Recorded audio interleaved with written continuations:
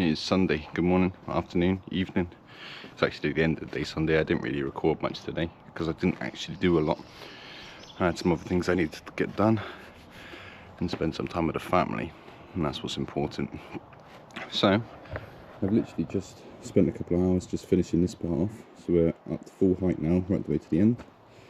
And I've also put a few more in here, just whatever I had left of the mix I had on.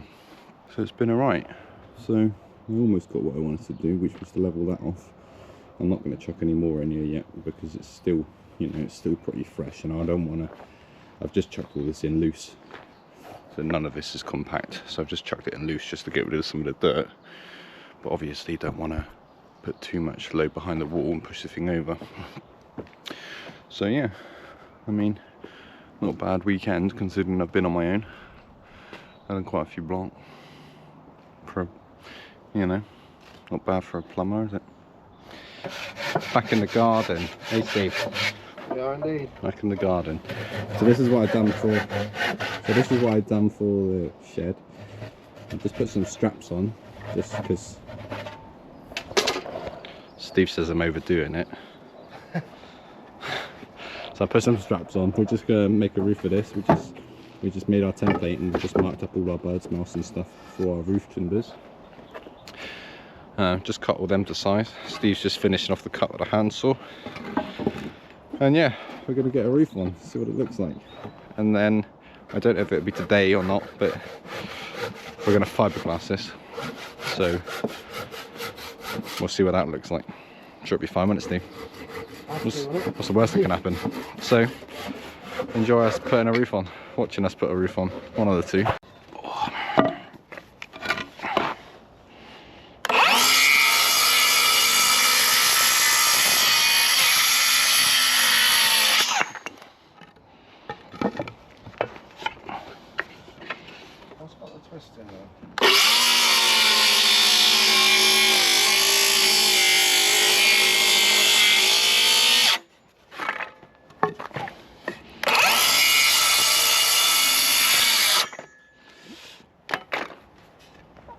Thanks, mate. Just the wall plate's got a little twist in it, but I can straighten it up when we fix them.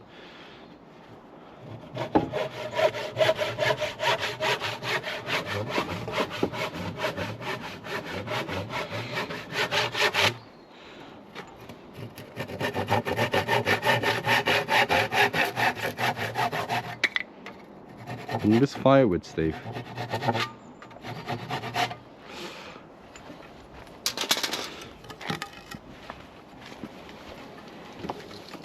Right. I think I might have done too many. How many did you do? 7, you told me. 2, 4, 5. Oh. 7 in total, but 1, 2, 3, 4, 5, 6. Ah, you said 2 of them didn't get done. Yeah. I should have only done 5 like that.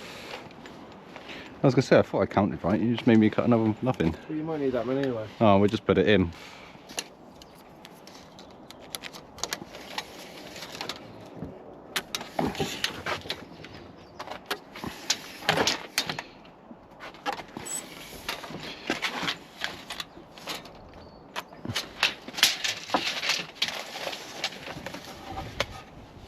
Right, no, there is an extra one. Yeah. Fine, that's fine. I get you.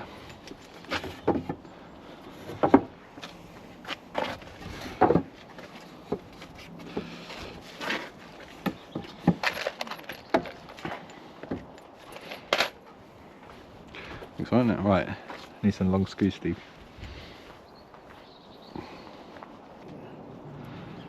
That's what I meant. Did you add the thickness of that and the one at the back? Well, yeah, I measured that. Or maybe I measured the wrong side of the line.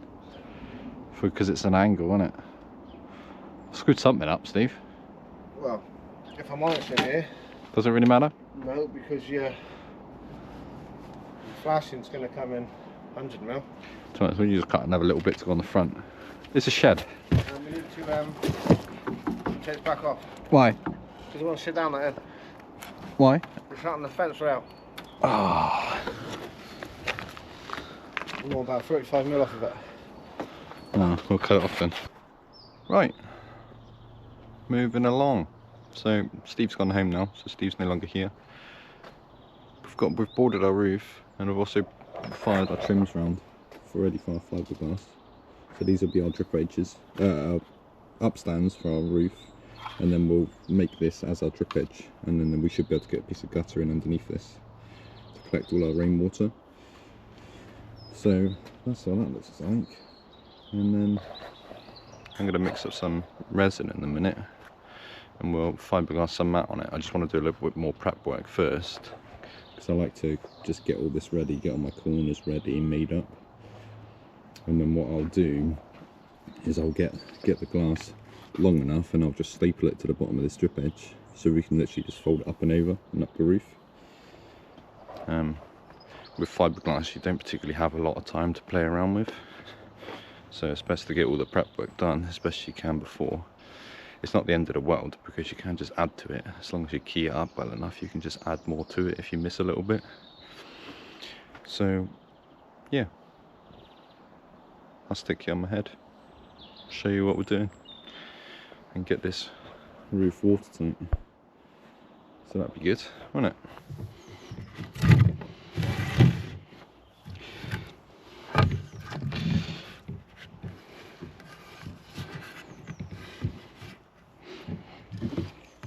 I'm literally just prepping these now for my drip edge across the front. I've just cut a piece. I've cut a piece to do the bulk. These are for our drip edge, so these will wrap up and around. So I just want a nice crisp cut so I can pin it to the underside and wrap it up and around. So I just want 3 of those, same size. I know it doesn't really matter, but I'm a bit OCD with sizes, so I like it all to be the same size to us. You can't really tell any difference once you've glassed over the top of it. But I know it's there.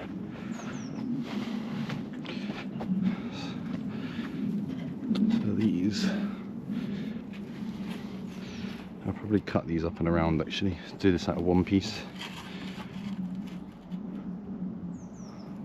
Like this, and we'll just create a little corner of it. Maybe. I'll think about it. Probably what I'm going to do. And with anything like this, then I just like to staple them, because this bit doesn't really matter whether it stays there, and we can get it straight and tucked nice.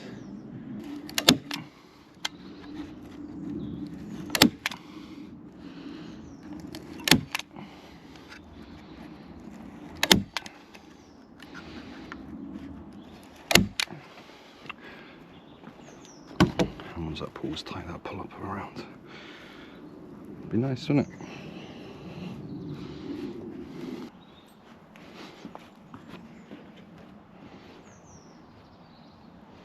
Patch that round.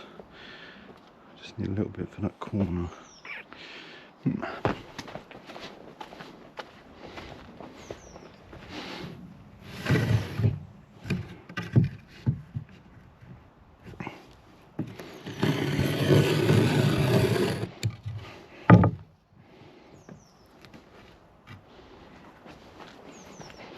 There are probably better ways of doing this, but I'm not a roofer at the end of the day.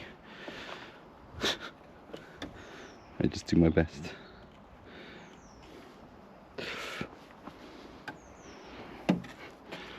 And it is mine, so my best will be good enough for me. I would normally just wrap these round, but you always get a hard line. Just trying to think of better ways to do it, to be honest. I might just run a strip down this end as well. And then we can pick up that corner too out of one strip. Yep, that's what I'm going to do. To be honest, I've got loads of excess materials, because the smallest they do in rolls are 15 meters, and then the smallest tins of resin are 10 kilos, whereas I probably only need about 3. So extra ain't gonna hurt, is it?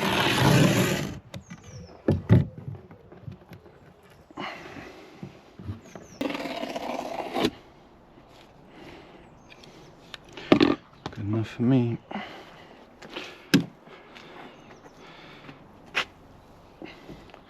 Now normally if this was a torch on roof, you would do your drip edge first before you done the front of the mat to make your overlaps go the opposite way. I don't think it really matters on fiberglass because you're basically building it like a boat, surely. So I can't tell you I've ever had any training on this. I have done quite a few roofs in the past, like with actual roofers, and I've done some on my own. I've never had any leaks, so not that I know of anyway. Right, I'm all prepped and ready. I just grabbed the bucket. I thought I had another one somewhere, but obviously I don't. Obviously I've used it for something else. So I can literally hear Steve in my head telling me off for using the mixing bucket. But that's all I got, and that's what I'm going to use. So, mixing ratios for this as well. If you're ever going to attempt this on your own, I'd always advise just reading the instructions for it. I have seen buckets of resin set on fire just from where they generate their own heat by mixing too much catalyst. So I'd always advise reading and obviously judging on the temperature of outside as well. That makes a huge difference when mixing this stuff. So it's always something just to keep in mind. Yeah, so just always be careful.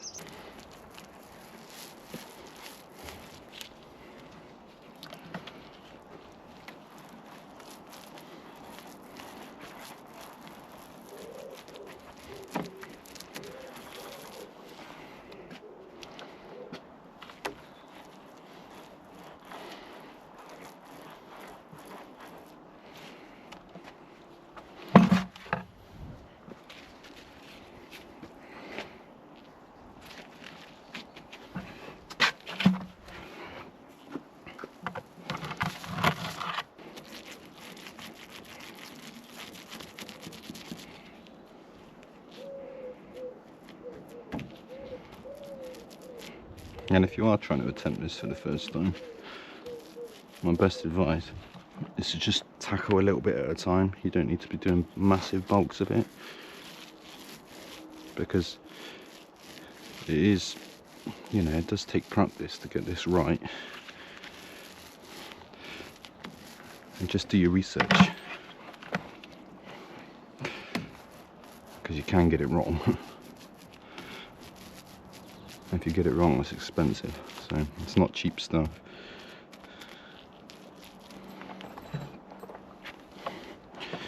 I'm just going to wet this all out, I think.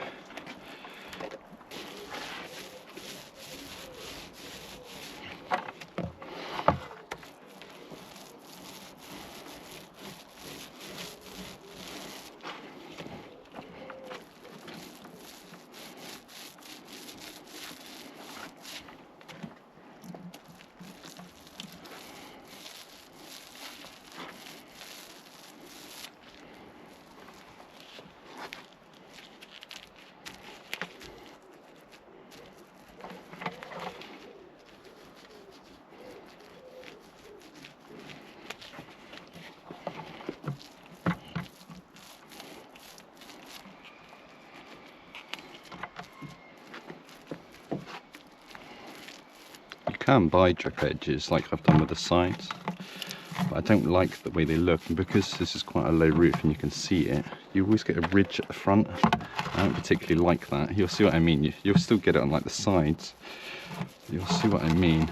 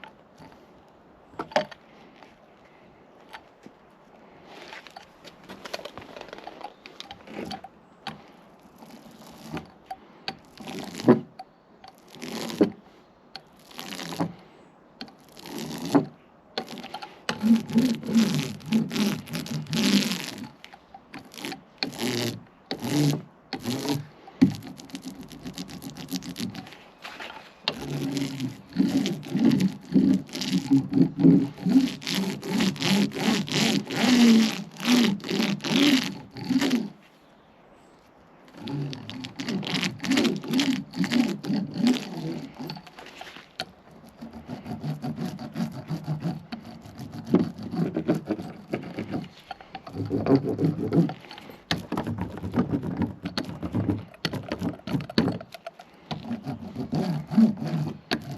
I've got the top layer of matting on now, and I've just rolled it all out. It didn't quite go as flat as I wanted it to, so what I'm going to do is I am going to top coat it still. I'm just going to use it as kind of like a guide coat. So I'm just going to put a good layer of top coat on, something that we can sand down tomorrow and then recoat it again, just because it's not as flat as I'd want it to be. It's cosmetic by this point, but because I can see it, it's just going to bug me. So I'm just going to use it as a guide coat and try and get it as smooth as we can, and then put a final coat on it tomorrow. So yeah, that's what I'm going to do. Top coat next. Alright, so I just got 2 coats, well, 1 thick coat really of top coat on there. Basically gel coat if you're into building boats or any fiberglass work. Like I said, I am just going to sand this off again because there are just some rough edges on this down this corner. And I just really want to neaten that up and obviously smoothen the top off a little bit. It's just a few imperfections. I mean, at the end of the day, it is a shed, so it's not the, you know, it's probably slightly overkill for what we're doing anyway. So yeah, I'm gonna let this dry now overnight, and then tomorrow we'll sand this off, we'll make it nice and smooth, and then we'll give it one final coat, and it should look really good. Should be able to flatten a lot of this out as well, just like ridges and stuff. Should be able to rub quite a lot of it out because it is quite thick on there.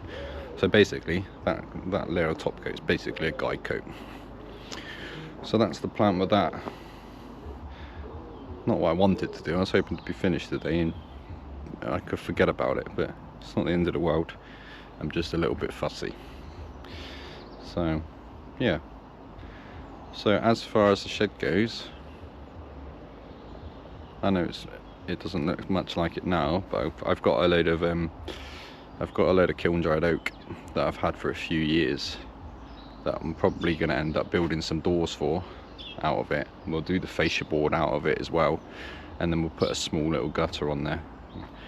And then for the walls on the outside of that, it's going to be the same as what the rest of the garden is, and that'll be, so all the exterior walls of this and all this wall is all going to be split face slate. It's basically like a slate textured small rough texture type thing, so it should look really good, look really natural. So yeah, I mean, other than that, we're good on that. I am running electric to it as well. I did pick up a little mini board, a little garage waterproof board earlier for it, just so we can get that going. And I've also got some armoured somewhere that we can run back to the house, which I've put somewhere that I don't know where. It's around. So yeah, it should look really good. I know I would have liked to have put a pitch roof on it, but I don't particularly, because it's the neighbour's back door there, I don't particularly want to take too much light away from them. And to be honest, we cut this back. This is a big rose bush and it normally grows down and overhangs. It actually looks really nice in the summer, so I'm probably just going to let it grow back over and just keep it tidy this side. So we're not really going to see the roof that much. But yeah, so plan for tomorrow, obviously I've done the wall across here and I've stopped it here at the moment, my finger. I'm going to continue this right the way down, and then we're going to bring it across, and then this is just going to be a gravel area just for Lucy, just so we can keep it a bit tidier, just so she can get somewhere to go for a wee basically. And yeah, so we're going to bring all this same height. Obviously we've got loads of rubbish to get rid of. There's rubbish everywhere at the moment. I did have a small fire last night just to burn all the brush and stuff that we cut down.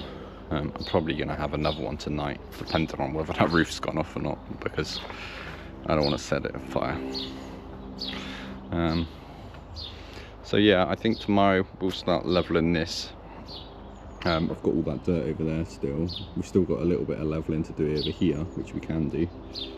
And then all of these have got to be dug out all the way around, because these borders, these planters around the outside are going. So we're levelling it all. My only issue with that at the moment is I don't have a tow bar on the van, and I can't pull a trailer, so I'm a bit reluctant to dig it up because I've got nowhere to put it. So yeah, I'll have to think of something. I'll have to sort something out and get something going. But yeah, there's still plenty to get done anyway. We've still got all the block work to do along here. We've still, I mean, this is all concrete here, so I've got to cut this off so it's straight because I'm losing the curve now. We're not going to have that. And then a lot of leveling to do basically, so we'll keep busy. Right, I'm going now. So me and Steve will see you in the morning. Goodbye.